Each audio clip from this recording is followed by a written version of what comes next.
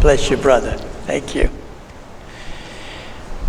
Well, dear friends, it's a great privilege and joy to be with you this evening, and I do thank very much BGST for hosting this event.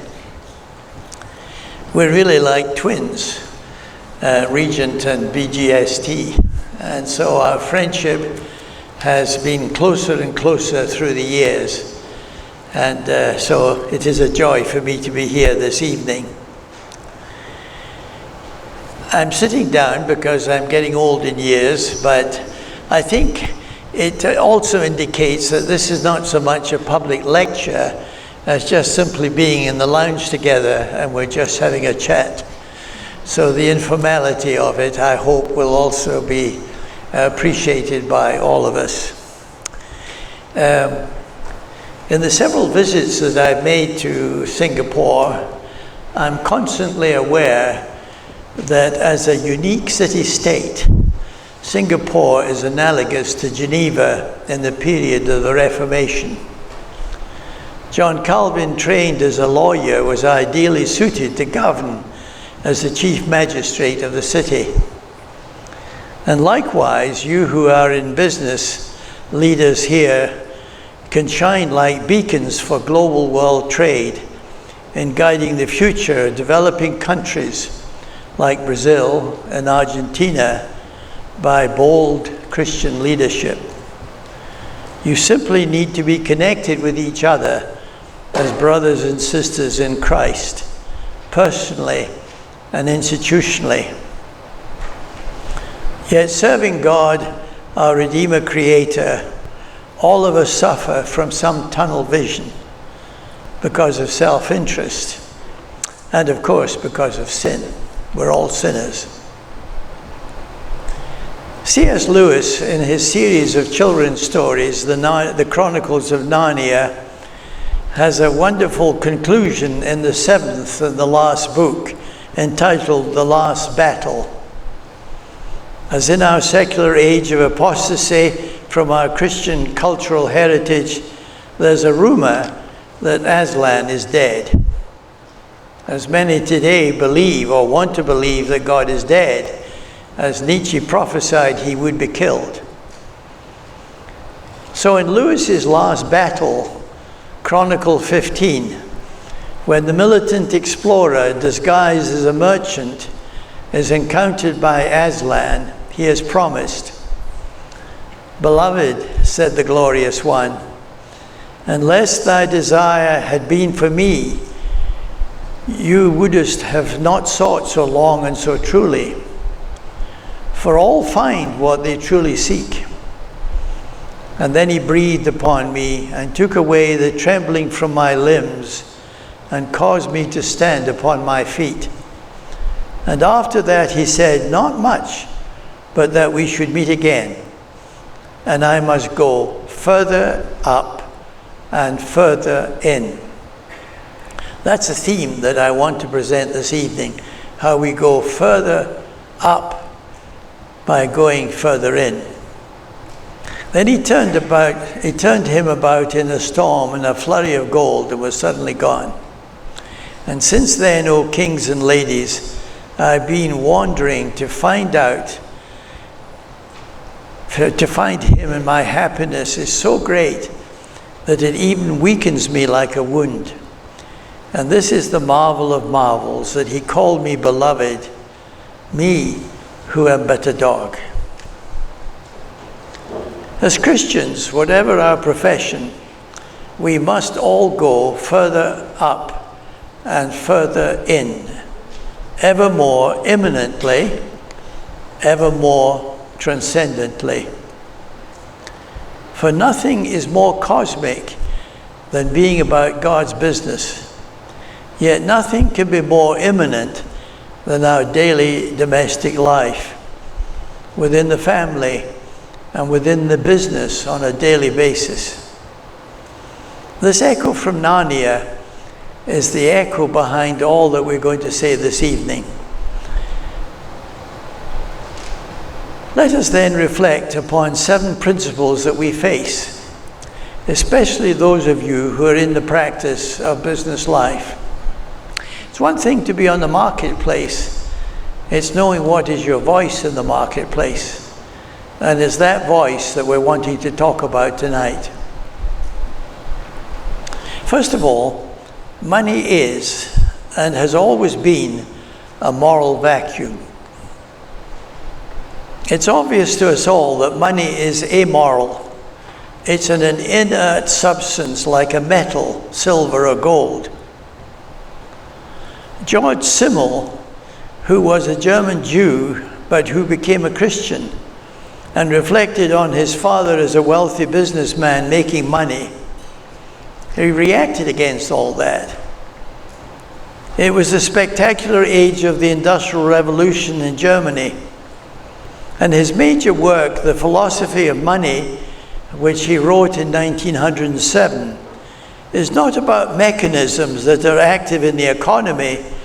It's primarily a reflection on what happens between people in culture and society, and how the spirit of those relationships is condensed within the medium of money. For money emerges out of interaction. But Simmel searched more deeply to ask, A, how is value ascribed to something?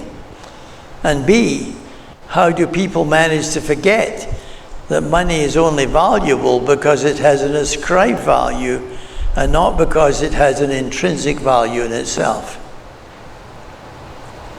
The first question on value attribution is increasingly more complicated when it is no longer barter between primitive people, but socially in increasingly more complicated societies and in creating exchange mechanisms like a stock exchange. If the possession of a celebrity is being auctioned, its social association flatters the purchaser to possess it at a much higher price, for now it has become more valued. It's really an act of snobbery, isn't it? We all create our own social reality by the company we keep, as well as by creating our social alienation from the company that we do not wish to be associated with or identified. Money plays a huge role in these processes of social attribution.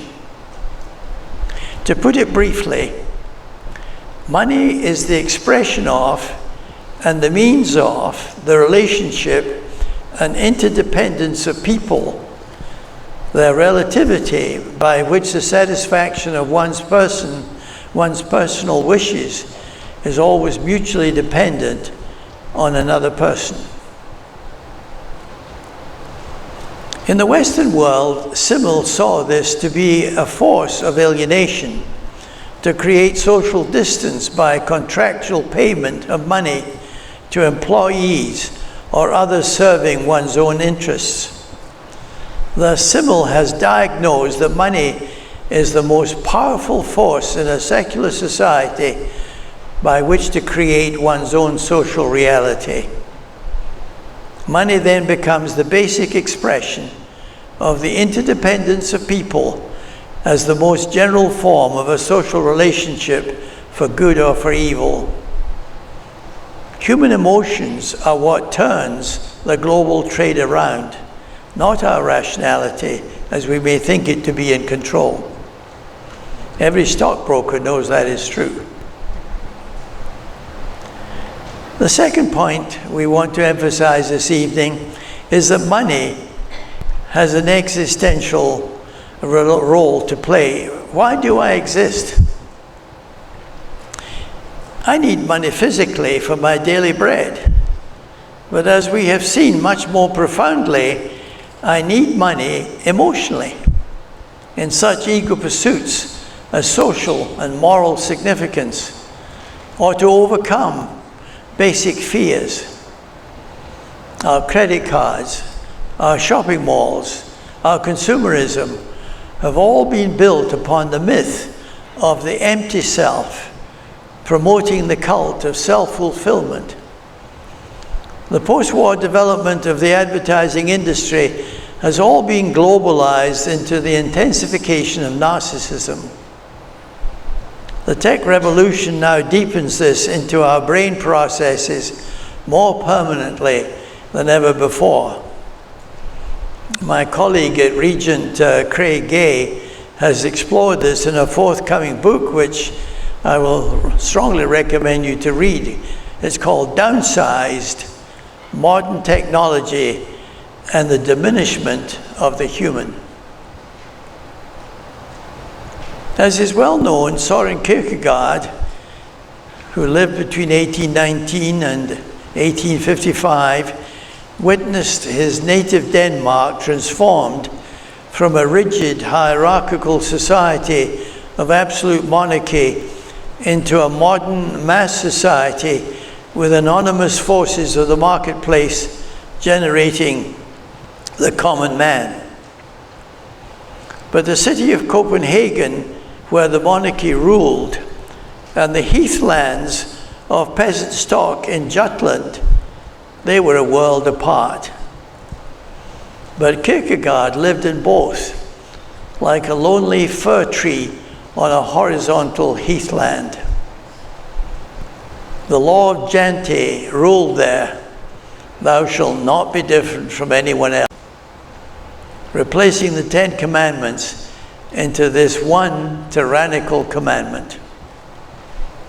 The demographic revolution of 1848 had released market forces politically, but left the father of existentialism more aware than ever of being within himself a divided self, asking himself incessantly, who am I?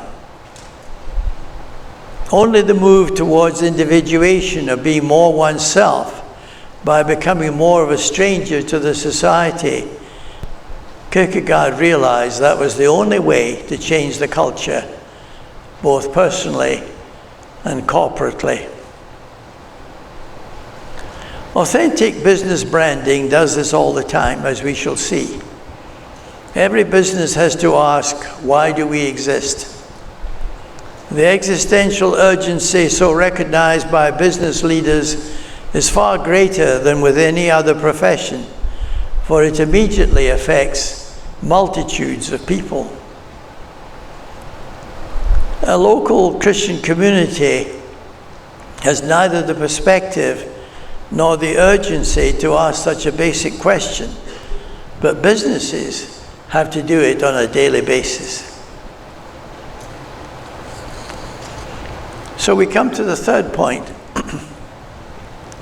As social beings, we express and need community. Do I communicate this as the self or the other in the corporate world? We're all created and destined by God to express the imago Dei, his relational likeness. And all our emotions express how intrinsically we humans are. I never can live for myself. The other must always be there. The single motive of making a profit only for myself can bring the whole financial system into bankruptcy, as it has been done in countries like Brazil and Argentina. And it could implode even more complex economies in the 21st century, like China. Complex systems call for the principle of panarchy, spreading the aims like the neurons of the brain weave the human emotions of fear into complex systems of communication. Likewise, economic systems collapse with greed and envy, themselves expressive of fear, entering into entropy as becoming unpredictable, irremediable chaos. Short-sightedness blinds so often by the failure of success. And what we mean by success is its intrinsic form of reductionism. You have one goal and you forfeit all other alternatives in being a relational being. But we can call it the failure of success. And now we're becoming more aware of this in the postmodern period. For while the malaise of modernity is being re-evaluated as having shaped our society today by the narrow focus upon rationalism, industrialization, capitalism, and democracy, each of these inheritances are being re-questioned. For now we face climate change, environmental deterioration, urbanization, together with the increasing velocity of the tech revolution. Each generates a whole series of new social problems. The supremacy of the scientific mindset and the irrefutable logic of making money still cannot heal the relational wounds of human beings, nor bring about social justice for inequalities between human beings. So to the previous question of who am I, we might add the further need of not being isolated units that we call individuals, but persons defined mysteriously as being a self for the other. In other words, it's the biblical command to love one's neighbor as oneself. That's who one is. We could spend the rest of this lecture on the Western history of the rise of the individual in the Western world, especially the American experiment on an empty continent. Thomas Hobbes decreed after the English Civil War of 1645-47, we're all monarchs. Now the king has been killed, we're all kings. John Locke further decreed that we're all proprietors of our own work and its products, such as gave the mandate for the early colonists to clear the forests for their new colonies. Or Jean-Jacques Rousseau, then in the middle of the 18th century, pronounced, we're all self-conscious agents of our own emotions, which brought revolutionary changes in society during the French Revolution and indeed the War of Independence in the colonies. No wonder the French political observer in the 1830s, traveling in America, Electus de Tocqueville, saw America had become a new social laboratory for a new human phenomenon, the rise of the individual. Now its contemporary narcissism is threatening to destroy the whole of our society. My son Christopher has written a book for the new policy of the global advertising agency Ogilvy and Mather as their senior consultant, which is being published just now. And some of you who may want to get in touch with him will be glad to hear from you. His email address is houston@changealliance.com, or the website that he has with Ogilvy, www.ogilvydo.com-telocity. And the book is called, For Goodness Sake, How to Anticipate the New Ethics of the Marketplace and Build a Purpose Enterprise. But you can simply go into the business section of a large bookstore and register the changes in the title of the business books. The Human Equation, Start with Why, The Purpose Economy, The Human Brand, Fixing the Game, The 5 Dysfunctions of a Team, Forms of Endearment, Appreciative Leadership, Emotional Intelligence. They're all about this radical change that is taking place in our business culture. As the A.W. Page Society's white paper of 2007 puts it in the Authentic Enterprise, it states boldly, more than ever, business leaders today are the integrators and communicators who animate the human nodes of highly complex, non-linear, globalized, and decentralized business units, functions, and processes. under such difficult demands, what is the greatest predictor of success? It's simply being human, truly human, and knowing how to build trust with others. Now it is the business organization that's asking, who are we in service for others? In other words, it's the purposeful enterprise. This is a new aim for business, not a marketing rethink. It's what we can only describe as the need for metanoia, as a whole new way of thinking, of living, of being. It's what we old evangelicals used to call being born again. But alas, so many of us have remained stillborn in our life. Somehow, we've never changed our mindset. But businesses are now calling for the re-identity of the organization, and for the primary reason for its existence is for goodness sake in the secular world, or what we might in the Christian realm call for Christ's sake. However, business executives, even Christians, struggle with their two identities, the self and the corporate identity. It's the fusion of all three into one that requires metanoia, both secularly and certainly is the expression of what it is to be a Christian businessman. So as my son and I have discussed it, metanoia has 7 traits, 7 expressions.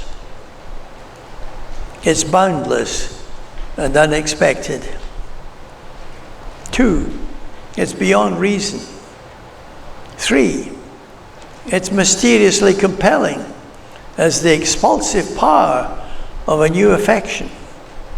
4, it radiates nonconformity, born of deepest conviction. 5, it seeks and provides deeper connection with others. 6, by it we gain fuller knowledge of our own narrative and identity. And finally, we gain a vision of a better world that we want to facilitate in its transformation. We could, of course, say all this with great arrogance. God forbid. We have to express all this in deepest humility. For all the addictive behaviors, even those described by the Enneagram test of 9 personality traits, require humility and courage in conjunction to become liberated from our addictive self, whatever it is. And this humility is rare in the marketplace. As Lord Thompson of Fleet, one of the last great press barons, once opined, humility? I've no use for it. Where would I be if I'd been humble? But Lord Longford, a leader of the Catholics in the House of Lords in Britain, quotes in a simple pamphlet called Humility, how he personally sought to change cultural attitudes towards the mentally handicapped children he befriended on his own estate, like his friend Jean Vanier exemplified in Canada and now around the world in these large communities. No, we have to go to someone like Augustine to understand humility. Fundamentally, Augustine recognized that freedom from self-consciousness and to be filled with the consciousness of God is the source of true humility. The God who humbled himself as creator of all things, yet who made himself subject unto death as a human mortal. All we can say this evening is to verbalize what is God-given humility. But also, with humility, we need courage.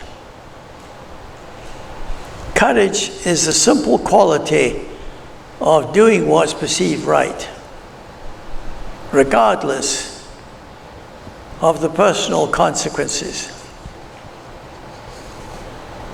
At personal cost, it is sacrificial, when this may seem absurd to others. It took courage last year for a young statistician in the government agency in Argentina to blow the whistle and state the facts. Argentina is bankrupt. And by God's grace, with a small majority, with the youth on the streets, he broke the spell of the Nazi virus that had impregnated Argentina since the 1930s. We don't realize how monumental is the transformation of Argentinian society today because of that. Likewise, it took courage for a primitive Amazonian girl abandoned by her parents in the Amazon forest and adopted by kindly Catholic nuns at the age of 16, and then given a new name, Mary of the Forest, Maria da Silva. She couldn't spell her name at 16, and yet God has raised her to challenge the timber barons of Brazil by joining the environmental party to save the Amazon. She came to the notice of President Lula, and so he appointed her the first federal minister of the environment. And then it took further courage for her to confront her patron, to expose the whole national corruption, and now to become the presidential candidate for the elections next year of 2018. Can you see the domino effect of what a simple statistician in Argentina, and now a simple Amazonian from Brazil, can do for world trade as the two most important underdeveloped trading companies, trading nations of the world? It's amazing. And she does so as a simple Christian. I spent 2 hours with her in prayer last August and have been corresponding with her since. And she has profound humility, because all she wants is to seek fuller consciousness of God in her life as a mother and as a wife. She was asking the question, should I think first of my children, or should I think first about my country? There have been several attempts to assassinate her. The last attempt was last year, when she was flying with the vice president of Brazil, and the last minute she had to make a change, and the plane was blown up in the sky. She should have been there.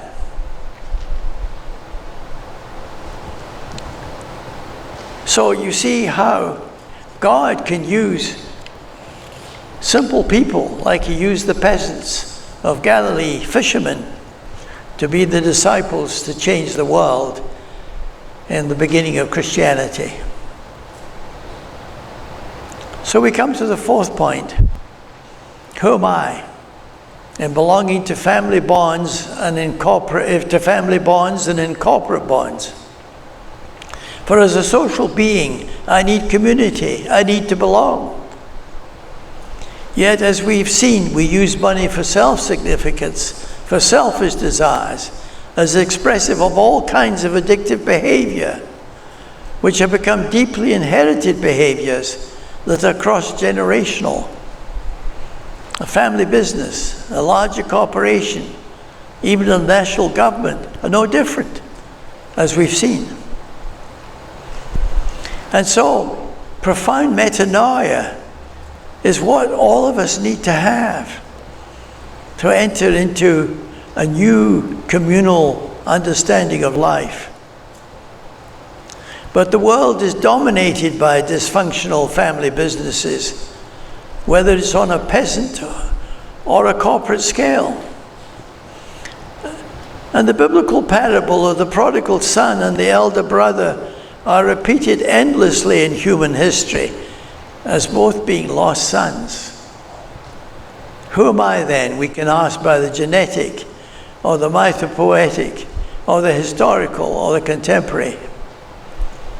But family businesses collapse if family issues are not dealt with, and ways that remain tolerated in so much of our family and church life. It's ironic that business can highlight dysfunctional relations in ways no other authority can so expose and challenge them. So the fifth point is that knowledge can never be stored in good business practice without becoming bankrupt. Yet how much is being stored in our Christian lives? The first heresy of the early church in the middle of the 2nd century is called Gnosticism. Who were the Gnostics? Scholars are still trying to find out. The early fathers lived on the relived memory of the apostles, as Polycarp remembered the impact made on him as a child by the memory of the presence of the Apostle John. He was ready to die for that memory, for it had transformed his life. The martyrs were such witnesses to truth being lived out. But the Gnostics were the first to store knowledge. Alas, our seminaries are often sources of Gnostic knowledge. And our youth culture are now in strong reaction. Give me just a little knowledge that I can embody by weekly voluntary assignment to feed the homeless invited off the streets. And so some of my grandchildren are going to a small church plant. But when they listen to the sermon on the Sunday, they're serving in the food kitchen on a Thursday evening. They want to put that into practice. So we need this anti-Gnostic posture to allow the Word of God to be embodied personally in simple daily life. My son Christopher has narrated his early experience as a business consultant when he was invited by the scientists at Kodak in Rochester to be a consultant for them in the late 1980s. Its laboratories were packed with brilliance whose genius had invented the digital camera. And desperately, they were saying, Chris, do persuade our boss, Mr. Eastman, to move away from this hidden knowledge that he had of the alchemy of silver halide chemistry. This had made Kodak a global leader in the film technology. But Kodak is an acronym for North Dakota. And in North Dakota, there was a rural chemist who invented the chemistry of the film. He was promised rich rewards. He never got a penny. And all that Eastman could do was to call it Kodak, in recognition that it had come from North Dakota. It had been stolen from this obscure chemist. The shareholders destroyed the company, not the fierce competitors. And Eastman committed suicide. The whole company had committed suicide for stored knowledge. If you go into the airports these days and you see this wonderful glass, this Austrian glass of Swarovski, they're saying, we don't want to go the Kodak trail. In other words, the inventiveness of a previous generation is not what continues. It cannot be stored. That knowledge is shared. This then is the dramatic illustration of the evils of stored knowledge, in which hubris is the source.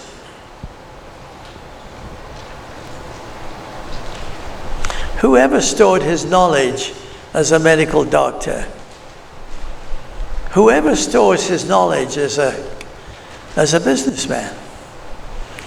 And so I was very moved yesterday when I was meeting with some of our alumni to see how they've not stored their knowledge. They've used it in Sichuan. They've used it in remarkable ways in different parts of the world. How proud you could be of some of your Singaporean Christians who are doing remarkable things because they don't store their knowledge. They act on it. They live it out.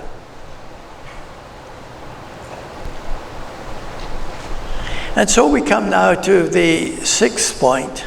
Global business unites cross-culturally in trust. And we have to ask ourselves, business could never exist without global trust. Do Christians cross-culturally stand so united in being the body of Christ? We have to ask ourselves that.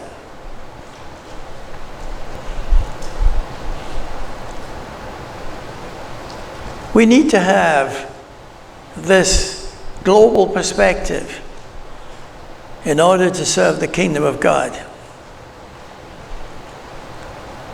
When we first decided to go to Vancouver, it wasn't on the map as far as my family were concerned in England. Where's Vancouver? Why Vancouver? Well, of course, being a geographer, I said, well, if we were doing something innovative in the 20th century, we would have gone to Liverpool to face the Atlantic. But now in the 21st century, we were wanting to face the Pacific Rim. We wanted to face China. And God has marvelously used that global vision, because we are at Regent, the external examiner for the PhD in Christian studies in Chinese universities. It's an amazing privilege that we've been given, and it's because we decided to go to Vancouver. Here in Singapore, you have the same opportunity to have a global vision. At the beginning of Christianity, the Apostle Paul had to proceed in stages in his missionary journeys before he could finally face the whole of the Roman Empire when he entered into the city of Rome. And then began the great pastoral task of consolidating Jew and Gentile, bond and free, male and female, to be all one in Christ. But today, we still have our own ethnic blindfolds. Some of us still have a colonial blindfold that Christianity comes with a superiority from the West. Nonsense. Earlier this year, I was in Japan to show the Japanese Christians the major blockages they still face in their culture to receive the gospel. And suddenly, in the middle of my addresses, I realized my own hubris. That in converse, the Japanese have many wonderful qualities that we Western Christians need to appreciate and to incorporate into richer expressions of Christianity. So now I realize that when Paul is writing to the Corinthians about the body of Christ, that we're all members of the same body, we could speak of ourselves as all being ethnic members of the same body. That God needs Mongolians, God needs Aboriginals in Australia, God needs Maoris in New Zealand, God needs every ethnic group of the world by which to enrich our understanding of what is the body of Christ. Now, world trade wouldn't exist without having this total embrace of all ethnic groups. That's what we have to learn from business. That world trade is very adaptable to multicultural acceptances. And its speed of acceptance is so contrasted with the slow changes that we make as Christians. And then when I was preparing these 6 points, somebody said to me, "Oh, but you have to ask another question. It's a Singaporean question. How?" It's the tech question. How? And so I want to close this address with this practical question. But abruptly, my response is first, by promoting a global view of the Christian life. That's what we've been trying to do this evening. 2, by removing the tunnel vision of local Christian communities, which is much more difficult. As habitus, we all have these ingrained habits that even may require brain changes for that to take place. And so, tragically, so many of our churches are rabbit warrens, and one church doesn't know what the other church is doing. And it's terribly frustrating. And so see, of course, we don't ask the question how, but we ask the question who. It's like a peasant in the forest choosing to live in his self-made shack of how he does things, instead of living in the palace of the King of Kings with whom he can relate. Only a wrong self can emerge from the hubris of always asking how. Technical knowledge is never a replacement for relational knowledge. And for this we need the humility of Christ consciousness, not self-consciousness. But professional identities are constantly pragmatic and proud of their stability. But we don't have a professional identity as Christians. We have an identity in Christ. That's the metanoia that so many of us need to face up to. And so, as we concluded this, we realize we have to remove all this realm of abstractions to particularize and to personalize, to unite immanence with transcendence. But we know today secularists are highly prejudiced towards any use of religious language, and they're reactionary to the church and its history. So you as secular, as business leaders in the society that we live in, you have to be wise. And a wise Christian business leader uses highly skilled business principles that may intrigue your hostile secular audience or your colleagues. And they say, where in the world did you get that idea from? Well, you smile. You don't tell them it comes from the understanding of the Trinity to be a person.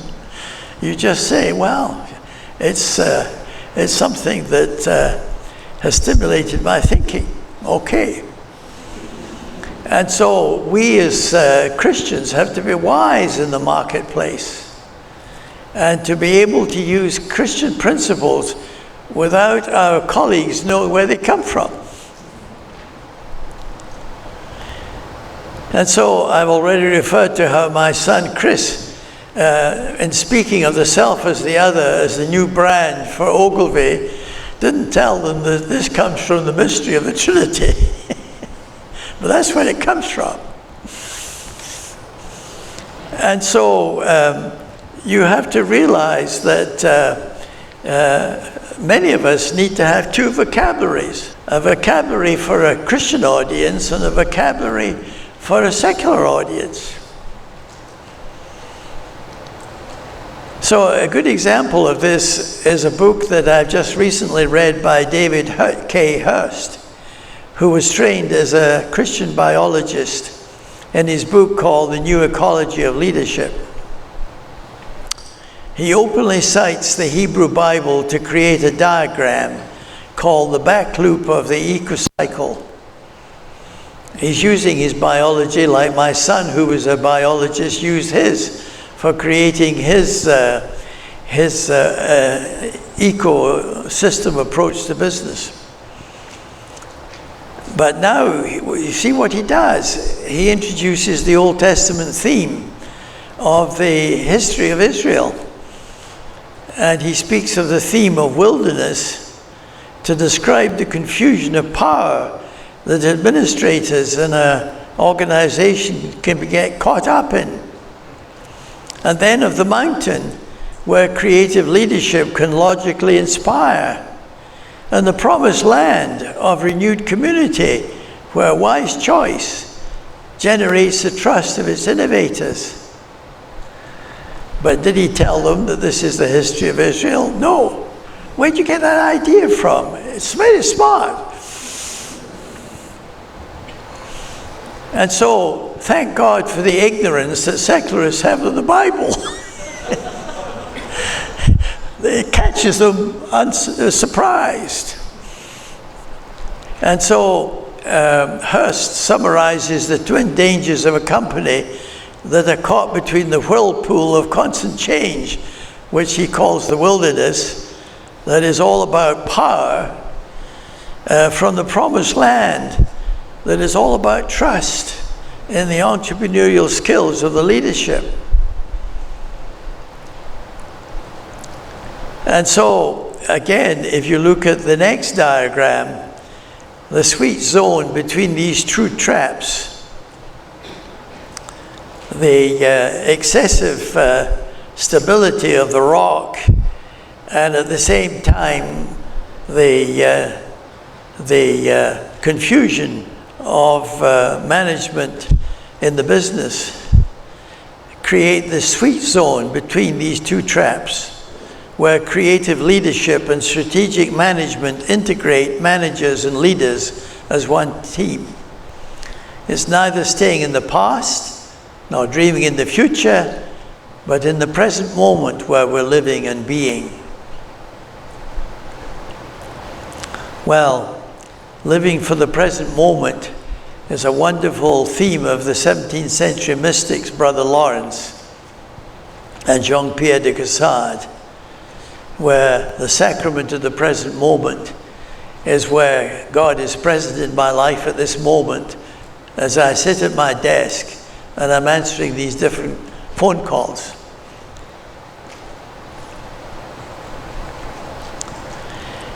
When you have this kind of view of your Christian faith, or indeed such a view that you have as a secular businessman, there's an elevation of mind and spirit that is observed by looking up, seeing things cosmically, seeing things globally.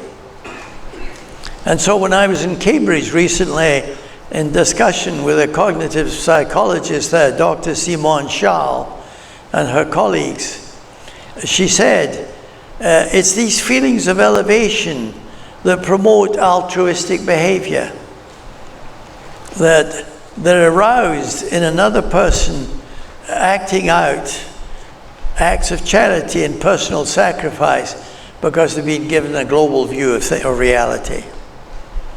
Such behavior as being pro-social prompts others to imitate the behavior, leading to tangible increases in altruism within the company.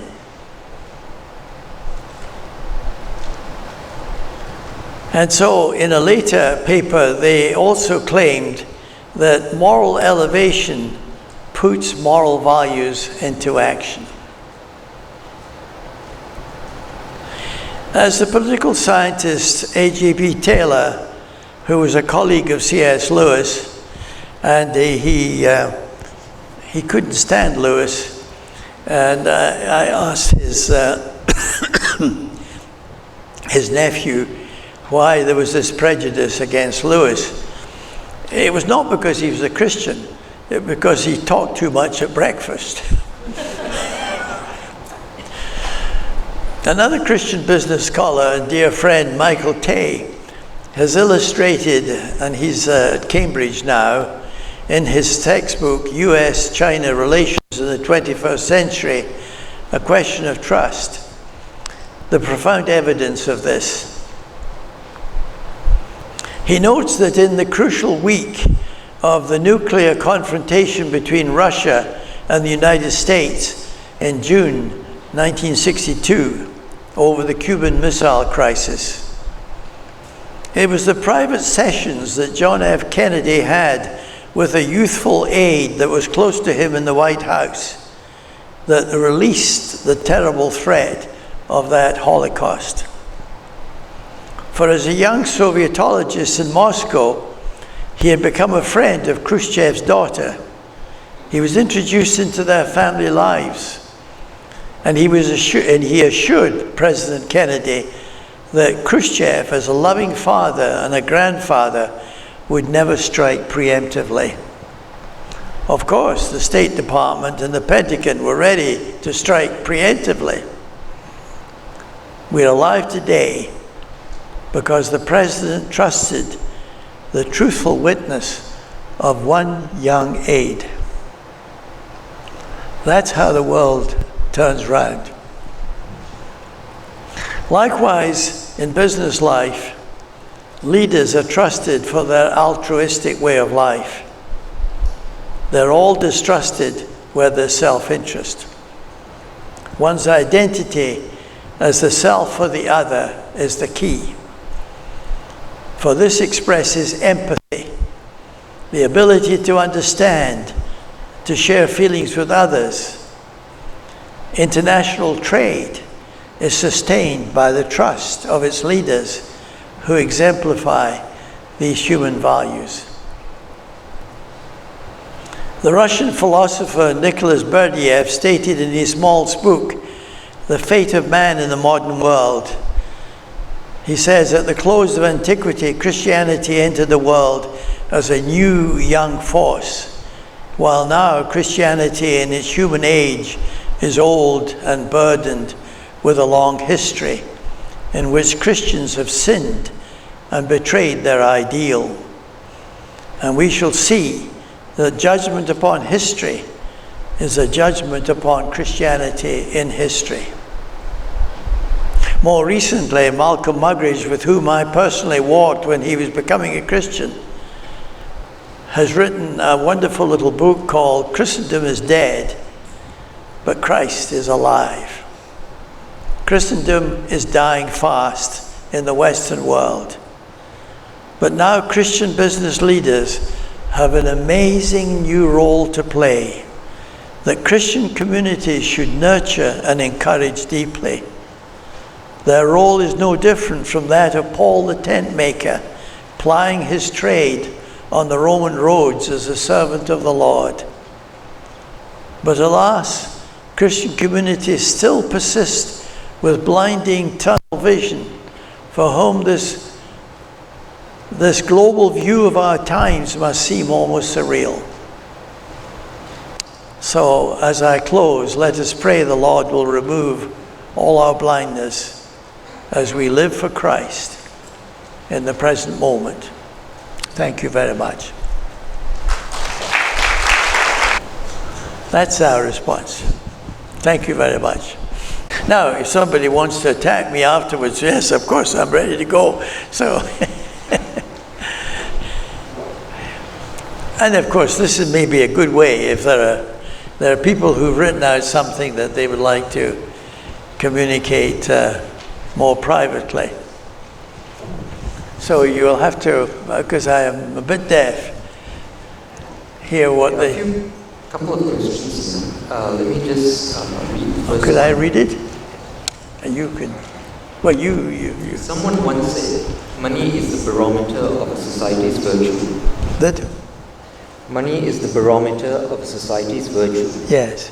Would you like to comment on this? Especially as it runs against our belief, love of money is the root of all evils. Well, you see, as I said, money is inert. So it's the value we give to it, it's the ascription that we make for it that really means that we can see money paradoxically. It can be the greatest blessing, it can be the greatest curse.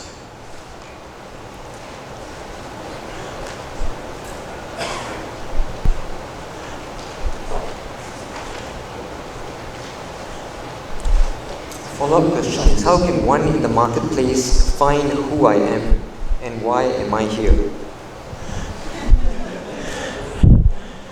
You don't find it in the marketplace. You find it in Christ. And so the final part of the question is, in your opinion, how has our theological beliefs been an anchor in this global flux? I think theological education is in flux too. I think the old boundaries of what we thought theology were are disappearing. So it means that all of us as Christians should be theologians. And if we are Christians in business or Christians in science or Christians in medicine, whatever our field is, then we realize that there are no such boundaries that we call theological education. I mean, there's a place for it, of course. We need to be stimulated by others who are deeper in thinking in a more specialized field than we do. So we all need to recognize that specialists are always people that we should consult. But at the same time, there's a common denominator that we should all be God's theologians.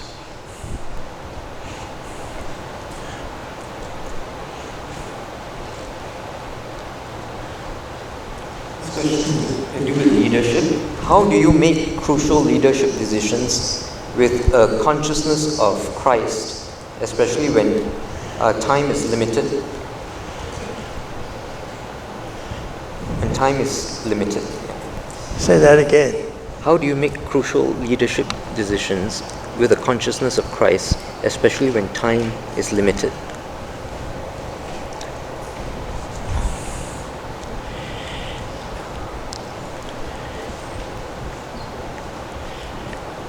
I think it's so often, sadly, wrong that we appoint people for their expertise as Christian leaders instead of for their godliness.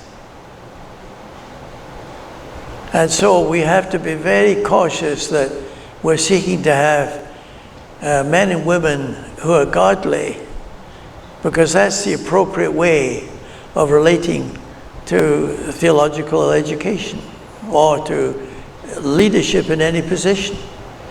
So it's the same in business. You don't simply choose somebody who's smart.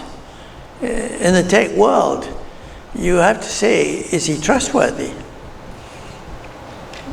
Is he going to be a moral agent for the company? The question of time is a different subject altogether, and time is the value we place on a priority. So I have time for what is of value, and I don't have time for something that is of less value. So time can be chronos, that's time by the clock, but time is kairos. It's eventful time, it's meaningful time, it's creative time. And so I didn't quite understand why that was tagged on to the end of that question. I'm sorry.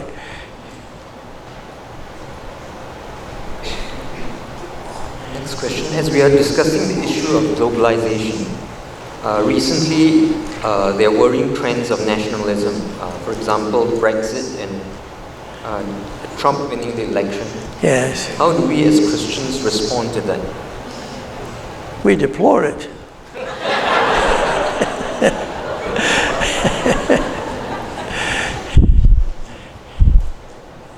You see, nationalism comes from fear.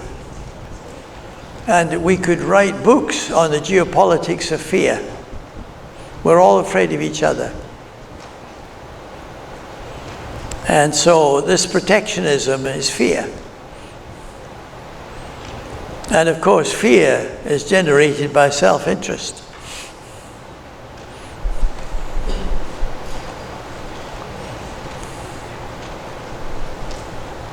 It's only perfect love that casts out fear.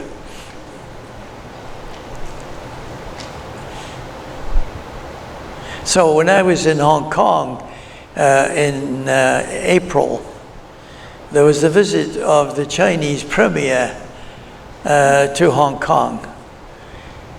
He had 6,000 extra security police on the streets.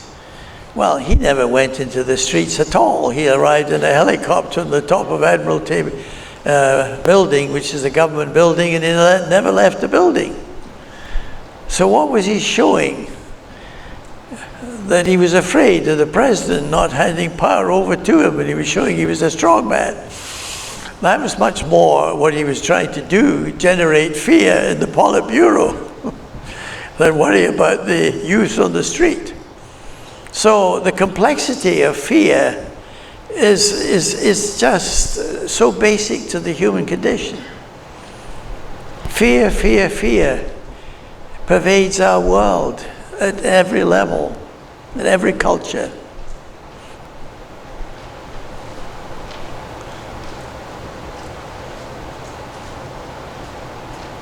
Here's a question about the relationship between the church and the marketplace. How can the body of Christ better serve and support Christian business leaders who are actively pursuing business success in the marketplace? Conversely, how do you think business leaders should expect support from the body of Christ?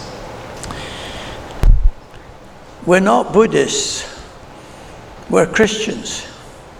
And I was telling 200 pastors in Hong Kong in April that it's a Buddhist culture that has introduced the idea that to be a pastor is to be a better Christian.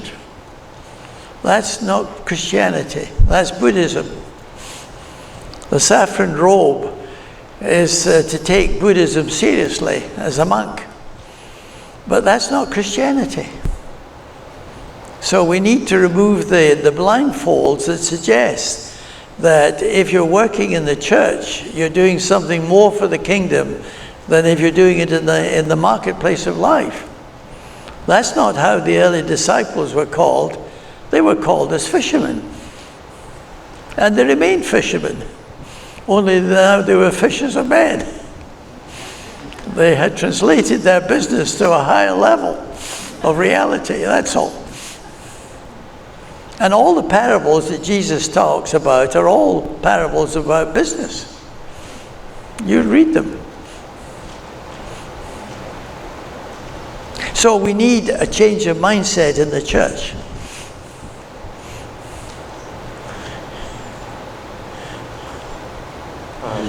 Here are two related questions on unity. First one is, how do you unite Christians and non-Christians in any age group, in any organization, especially in a multicultural and ecumenical society?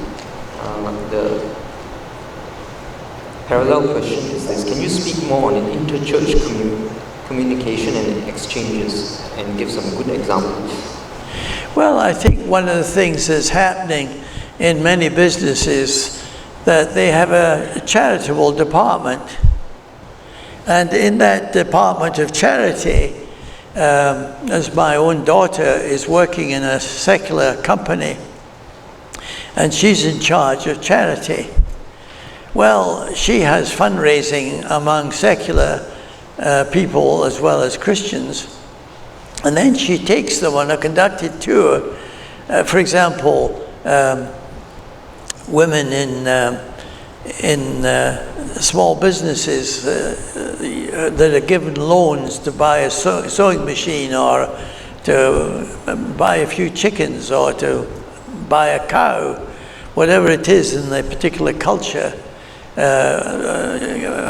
Opportunity International is called. Well, there you can collaborate between Christians and non-Christians in a very effective way. And often the non-Christians who become charitable are moved emotionally and maybe become Christians, because they see these simple peasants are very much more honest in returning the loans. They're very much more scrupulous in the way in which they are using that money. So we can learn from these peasant communities in a secular and Christian way together. So these are some of the examples that we can, the multiple examples that I'm sure are going to develop in our culture, in our society today. Two questions on mission. On mission, you mentioned we should act like Paul the tent maker. What is the role of evangelism and global business, particularly in countries close to missionaries?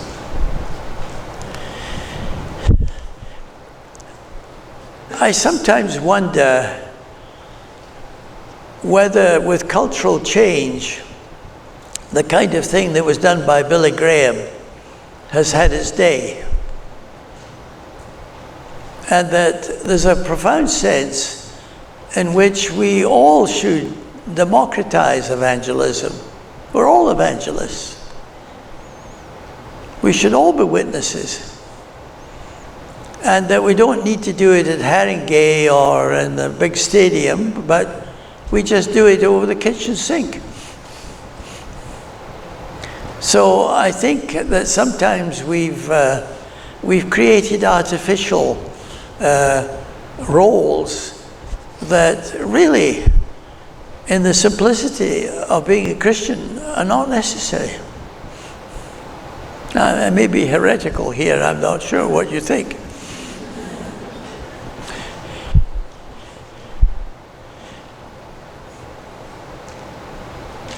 Another question, as a lay leader, how can I help my church to move from parochial thinking to putting faith in action? Don't be a lay leader. Just be yourself. There's humility. I'm just Jim Houston, that's all I am. I know it's very provocative. We're too self-conscious about the roles we play.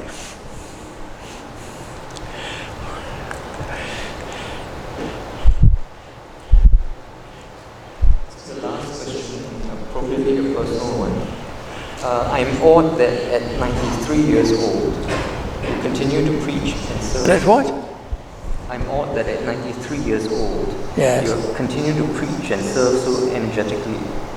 What specific spiritual disciplines have sustained you? None. No, I think the fundamental thing that has sustained me is gratitude. I wake up every morning and say, thank you, Lord, I've got another day. And so I can rejoice in the day that the Lord has given. And so, yes, it's gratitude. gratitude all the time. And I think sometimes the reason why I've had a sudden outburst of energy in my 94th year, which is my birthday, is just another week from now. What amazes me is that I've done more travel, and I've done more writing, and I've done more things this year than I've ever done in the rest of my life. Now, why? Because I was a prisoner for a long time, and I've been freed from prison. I won't go into the details of that, but it's veiled in my book called Joyous Exiles. And so my son said, when you get out of prison, Dad, don't hyperventilate. But so it's a combination of my narrative of what's happened in my life, but it's also related to the fact that life is now endless gratitude. And I think the greatest gratitude we can have is to always be in the presence of the Lord. That the Lord's presence is always with you all the time. And then you get synergies of events that happen that you never could coordinate, but He's done it. So I think you're in the presence of the Lord when you're helpless. Lord, this is mission impossible. Then you discover you give space for His presence. When I'm capable of doing everything, His presence is totally zero. It doesn't compete, His presence with our presence.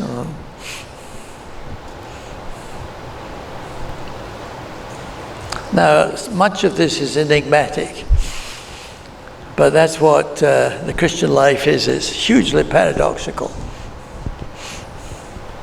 Thank you very much.